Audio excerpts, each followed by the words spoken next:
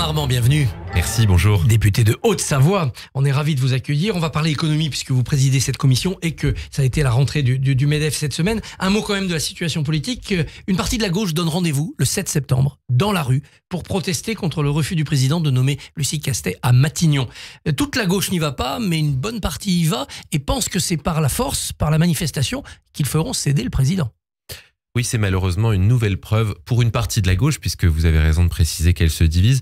C'est une nouvelle preuve d'immaturité politique. Je vous donne un exemple. 2021, septembre, le parti d'Olaf Scholz en Allemagne arrive en tête aux élections, d'un point à peu près devant la droite allemande. Qu'est-ce qui se passe? Eh bien, pendant plus de 2 mois, Olaf Scholz mène des consultations et ce n'est que lorsqu'il a une coalition avec un programme et une majorité qu'il se présente devant le Bundestag pour se faire élire. Est-ce que peut-être qu'en France, une fois, on pourrait travailler ensemble à une coalition? Ça ne veut pas dire qu'on sera d'accord sur tout. Ça veut dire qu'on trouvera une quinzaine, une vingtaine de points de la gauche républicaine à la droite modérée, plutôt que de s'affronter par invective, par menace de manifestation. Est-ce qu'une manifestation va résoudre la question démocratique dans laquelle nous nous trouvons aujourd'hui, c'est-à-dire qu'il n'y a pas de majorité absolue ni même relative? Je ne crois pas. Les groupes parlementaires se sont envoyés des lettres dans tous les sens cet été. Venez, on va discuter, et ça ne se fait pas. Qu'est-ce qui bloque?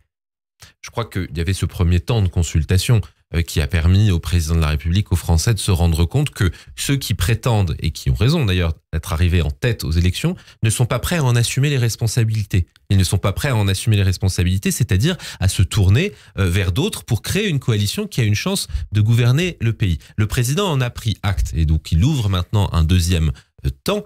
Et ce deuxième temps, vous avez raison de le dire, il faut plus que ce soit celui d'échange de lettres. Il faut que ce soit celui de discussions serrées, précises sur, je vous donne cet exemple seulement, notre politique économique. Est-ce qu'on veut poursuivre une politique économique de l'offre en faveur des entreprises pour maintenir le chômage auquel on est arrivé, l'industrie qui est en train de repartir, l'attractivité du pays, ou est-ce que par des aventures fiscales hasardeuses, on la remet en cause par exemple? Qui peut prendre l'initiative de réunir les présidents de groupe à l'Assemblée, puisque c'est à l'Assemblée que ça se joue, et puis on ferme la porte et on attend qu'ils se mettent d'accord? Je crois qu'on ne peut malheureusement pas tous les réunir dans la même pièce en même temps, mais j'ai bon espoir que dès cette semaine, des négociations informelles puis formelles puissent se tenir. On en a absolument besoin. On a vu que les partis de l'ex-majorité, Horizon, Renaissance, Modem, sont prêts à discuter, que LR a lui-même déposé un pacte législatif en disant « Voici des mesures que nous pourrions soutenir sans participer ». Il nous manque, on va le dire, un grand absent. C'est le Parti socialiste, celui qu'on a connu, celui de la social-démocratie qui est prêt à travailler avec le centre, voire avec le centre droit, et qui doit tourner le dos à la France insoumise. Alors justement, ce PS, depuis hier, il est divisé en bureau politique. Il a été remis sur la table, cette idée de retourner à l'Élysée. Non, dit Olivier Faure, c'était Castet ou rien. Il faut y aller, disent les minoritaires. Vous avez bon espoir que ce PS, en partie du PS, revienne à la table? Je crois que, ne serait-ce que pour le bien-être de la démocratie française, nous avons absolument besoin d'avoir le retour d'une gauche modérée. C'est pas forcément ma sensibilité, mais je dois dire que j'ai été heureux pendant les élections européennes de voir Valérie Yeye discuter avec François-Xavier Bellamy et Raphaël Glucksmann. Parce que les Français apprécient ces clivages-là, ces discussions-là. Le problème du PS, c'est qu'ils se sont vendus à la France insoumise. Ont vendu au sens strict. Ils ont acheté des circonscriptions avec leur silence pour un programme insupportable et des dérives insupportables de la part de LFI. Ils ont acheté une part ils ont vendu une part de leur âme social-démocrate à des gens qui, au fond, ne sont ni socialistes, ni même de gauche, mais qui sont populistes. Si le président de la République veut aider ces socialistes de gouvernement à sortir de la soumission aux insoumis, il y a une solution très simple. Il leur propose un Premier ministre de gauche social-libérale, de gauche gouvernementale, par exemple Bernard Cazeneuve, et vous verrez, ils viendront en disant « Ah, lui, je ne voterai pas la censure, j'écouterai, je suis prêt à travailler avec ». Alors, c'est une option, en tout cas, il faut l'envisager. Je fais partie de ceux qui considèrent qu'il faut entendre très clairement, le président de la République l'a rappelé, nous, par la voix de Gabriel Attal, notre président de groupe, nous l'avons rappelé, nous devons tirer les enseignements directs de cette élection. Qu'est-ce que ça veut dire? Ça veut dire qu'à titre personnel, je considère qu'on ne peut pas avoir un Premier ministre qui émanerait de notre groupe, de notre intergroupe. Il faut entendre ce qui a été dit. Et donc, ça ouvre la possibilité d'avoir ce type de personnalité. Encore faut-il aussi que le Parti socialiste n'ait pas la folie de censurer l'un des leurs. Et si la première censure tombait sur le gouvernement Attal, parce que ce gouvernement démissionnaire, il dure. S'il y avait une session extraordinaire mi-septembre, un gouvernement démissionnaire avec des membres de ce gouvernement aussi députés, ça serait un problème juridique, il y aurait une censure. Alors, je crois qu'il n'est pas possible de censurer un gouvernement démissionnaire. Ça ne s'est jamais vu en tout cas. Ça ne s'est jamais vu. En tout cas, pour le dire très simplement, cette situation doit cesser. Oui. Pour des raisons, on est dans l'aberration quand même. Pour des raisons économiques. On est dans une situation très particulière qui est aussi due à des circonstances extraordinaires. 1, les Jeux Olympiques. 2, le refus de la plus grande partie de la gauche de prendre ses responsabilités et d'ouvrir des consultations pour avoir une majorité. Et puis 3, l'enchaînement politique que nous avons connu. En France, on faisait encore il y a quelques mois les titres sur une majorité relative. C'était inédit sous la Ve République et nous voici sans majorité tout court. Donc il faut s'habituer aux circonstances et il faut qu'on fasse ce pas, celui qui nous manque, le pas vers le travail de coalition. Si c'est une coalition, ça sera une coalition à minima, c'est-à-dire pour ne pas faire grand-chose pendant un an parce que tout le monde refusera quand même les idées des autres et on tombera d'accord sur un plus petit dénominateur commun très mince. C'est un risque. C'est un risque, mais à la fois le député de ruralité que je suis et puis le président de commission des affaires économiques pensent que nous pouvons trouver 4, 5, 6 points qui sont essentiels aux intérêts supérieurs de la nation sur lesquels nous pouvons avancer. Sur le régalien, il y a eu une demande très forte d'autorité, de maîtrise des flux migratoires. Nous devons y répondre. Sur la question de la justice sociale, le travail doit mieux payer. Donc nous devons avoir des réformes en ce sens. Et puis sur la stabilité économique et l'investissement, nous devons faire confiance à notre tissu économique parce que c'est comme ça qu'on crée de la richesse et qu'on la distribue. C'est-à-dire que la politique de l'offre menée depuis 2017, c'est un intangible, ça.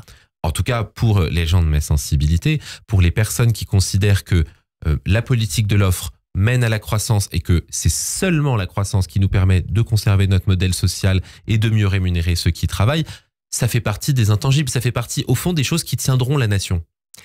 Vous êtes donc président de la commission des affaires économiques. On a vu les entrepreneurs de France se réunir aujourd'hui, cette semaine, pour leur rentrée. Quel est leur état d'esprit? Vous les avez trouvés inquiets ou finalement ils se disent « Ouh là là, quand il n'y a pas de politique, pas de gouvernement, on fait du business ». Bon, malheureusement, les entrepreneurs de France sont inquiets. Ils sont inquiets parce qu'ils se souviennent de l'époque avant 2017 où il y avait des atermoiements fiscaux, où on balançait dans l'air des taxes confiscatoires, où on évoquait l'idée d'interdire aux entreprises tout un tas de choses. Et puis, ils se rappellent que nous avons, depuis 2017, fait les ordonnances travail, baissé sans discontinuer les impôts, investi dans le futur avec France 2030 en attirant les investisseurs étrangers. Et cette base-là, ils en ont besoin. Et ils nous l'ont dit, ils ont fait une ovation extrêmement claire à Bruno Le Maire. Nous avons besoin de conserver cette politique en faveur de l'emploi et de l'attractivité. Mais ils ne demandent pas que de la stabilité, ils demandent aussi de la confiance dans l'avenir, donc du soutien à l'innovation, notre capacité à réussir la transition écologique, par exemple. On a eu des chiffres plutôt bons pendant l'été, un chiffre du chômage, un chiffre de la croissance au deuxième trimestre. Et pourtant, beaucoup de spécialistes disent attention, l'économie française va vers des temps difficiles. Est-ce que c'est votre avis ? On est pris en tenaille. Dans cette tenaille, il y a le contexte géopolitique mondial qui fait que le prix des matières premières, la capacité à maîtriser les flux énergétiques, les chocs qu'il peut y avoir et la concurrence de la Chine, des États-Unis sont extraordinairement forts. Ce qui veut dire que ou bien nous renforçons sans cesse notre économie en soutenant l'emploi, en les aidant à investir, ou bien nous les mettons dans une forme de précarité économique qui fait que ces bons chiffres sont fragiles et peuvent à tout moment montrer des signes d'inversion, pas dans le bon sens, et nous conduire au fond à revenir à nos vieux démons. On est en train de sortir de nos vieux démons, le chômage de masse, la perte de l'industrie. Quand on voit des usines qui rouvrent en France et des emplois qui se créent, je pense qu'on est nombreux à se dire c'est possible. Et on a vu beaucoup de faillites aussi depuis le début de l'année, ça augmente, des faillites de petites entreprises. Absolument, il y a eu les contre-coups de la crise énergétique, il y a la question de l'embauche. C'est d'ailleurs une réponse assez simple à ceux qui disent qu'on peut augmenter du jour au lendemain le SMIC à 1 600 €. Imaginez qu'en une semaine, on augmente le SMIC à 1 600 € et on revienne sur la réforme des retraites. Comment réagirait le tissu français, le tissu international? Ce serait au fond le début de la banqueroute pour la France. Le budget, si on arrive à se doter d'un budget cet automne, sera quand même marqué par l'économie, par une certaine forme de rigueur. Est-ce que ça ne rend pas impossible une politique de soutien, d'aide aux entreprises? Je ne crois pas parce que d'abord, je vous donne cet exemple, il m'est cher. On a baissé le taux d'impôt sur les sociétés depuis 2017. Figurez-vous qu'on a plus de rentrées fiscales qu'avant. Parce qu'on a redécouvert un principe très simple qui est que quand on laisse les entreprises investir plutôt que de prendre l'impôt très tôt, eh bien, elles créent de la richesse et ça fait encore plus de rentrées fiscales. Donc, la politique de l'offre, ce n'est pas une politique dépensière. Au contraire, c'est une politique d'investissement. En revanche, vous avez raison, il faut qu'on se regarde en face sur les aides sociales, sur un certain nombre d'investissements, y compris peut-être d'aide aux entreprises. Nous pouvons faire beaucoup mieux avec moins. Pour les Français, cette rentrée, c'est aussi les taxes foncières qui sont annoncées en hausse un peu partout. Hausse de l'assiette à cause de l'inflation et hausse des taux. Vous ne craignez pas un mouvement de colère ? Je suis inquiet. Je comprends, je partage pour les vivres dans certaines communes de ma circonscription l'inquiétude des communes, la difficulté aussi qui est plus nationale et même internationale de boucler les budgets. Mais je veux quand même signaler que nous avons fait l'effort depuis 2017 de dire no taxes et de ne faire que baisser les impôts. Et les collectivités territoriales ont aussi ce rôle de maîtrise de leur budget à jouer. Et celles et ceux qui augmentent de 30% leurs taxes foncières le font, certes, parce qu'il y a des situations difficiles, mais le font, je le rappelle ici, de leur propre initiative, de leur propre gré. Ce n'est pas la politique du gouvernement que nous avons soutenue. Oui, il y a deux sons de cloche différents. L'État qui n'augmente pas les impôts, les collectivités locales qui le font. Quelle est l'autre solution pour elles ? Supprimer des emplois, ne plus investir ?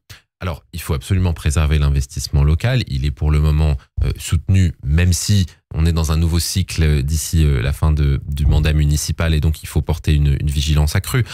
Au fond, nous avons besoin sans doute de réinventer la manière dont on fait des politiques publiques nationales et locales. Ça veut dire que nous devons être prêts à déléguer davantage. Ça veut dire que certaines communes ne peuvent plus assumer certaines de leurs missions parce que c'est difficile et nous devons les accompagner. On peut mutualiser davantage. On peut sans doute avoir entre des communes davantage de services en commun. Bref, la mère de toutes les réformes au niveau national comme au niveau local, c'est la réforme de l'État. C'est simplifier, c'est avoir moins d'agents publics, mieux formés, plus concentrés sur l'essentiel. C'est un peu le chaînon manquant du macronisme depuis 2017, la réforme de l'État. Les baisses des postes n'ont pas été au rendez-vous, l'État n'a pas été réformé.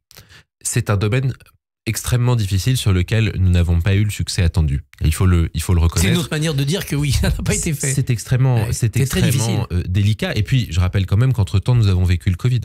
Et le président avait eu cette phrase une fois qui me semble assez juste. Vous dites qu'il faut réduire le nombre de fonctionnaires. Est-ce que c'est celui du nombre de militaires ? Est-ce que c'est du nombre de policiers, du nombre de soignants ? Non, c'est dans les bureaux, c'est dans les administrations centrales. C'est dans les administrations. Et là, vous êtes confronté à un défi qui est de beaucoup plus long terme. On a commencé à le faire avec la numérisation d'un certain nombre de processus au ministère des Finances comme dans d'autres services. On le fait de plus en plus avec des missions regroupées, mais ça prend du temps. Et c'est malheureusement encore insuffisant, je crois. Ce qui va prendre du temps aussi, c'est l'action que vous menez avec d'autres, avec Caroline Yadan contre Rima Hassan. Vous avez interpellé le Parlement européen, vous demandez des sanctions.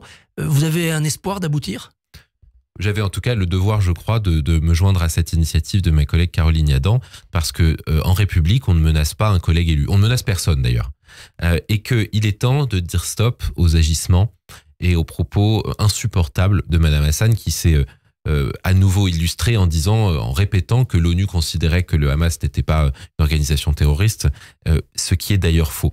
Ce qui est très problématique dans cette histoire, c'est que toutes les règles de la République sont rompues. Ce qui fonctionne en démocratie, c'est quand on se parle, quand on se respecte et quand on ne fait de l'apologie ni de la violence, ni du terrorisme. Ça, c'est le premier problème avec Rima Hassan. Et puis le deuxième, c'est qu'elle nous détourne de la vraie question. Elle nous empêche de parler sereinement de la situation dramatique qui se passe au Proche-Orient.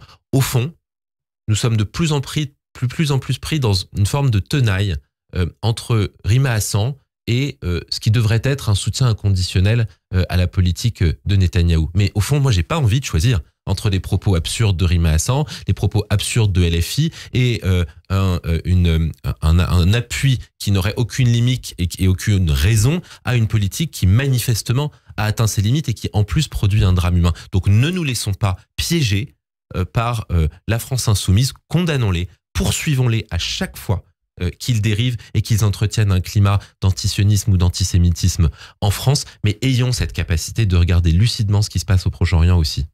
Antoine Armand, merci et bonne journée. Merci beaucoup. Merci beaucoup Christophe. Rendez-vous demain matin à 7h45. Votre invité sera la journaliste Yasmina Jaffar. Radio J.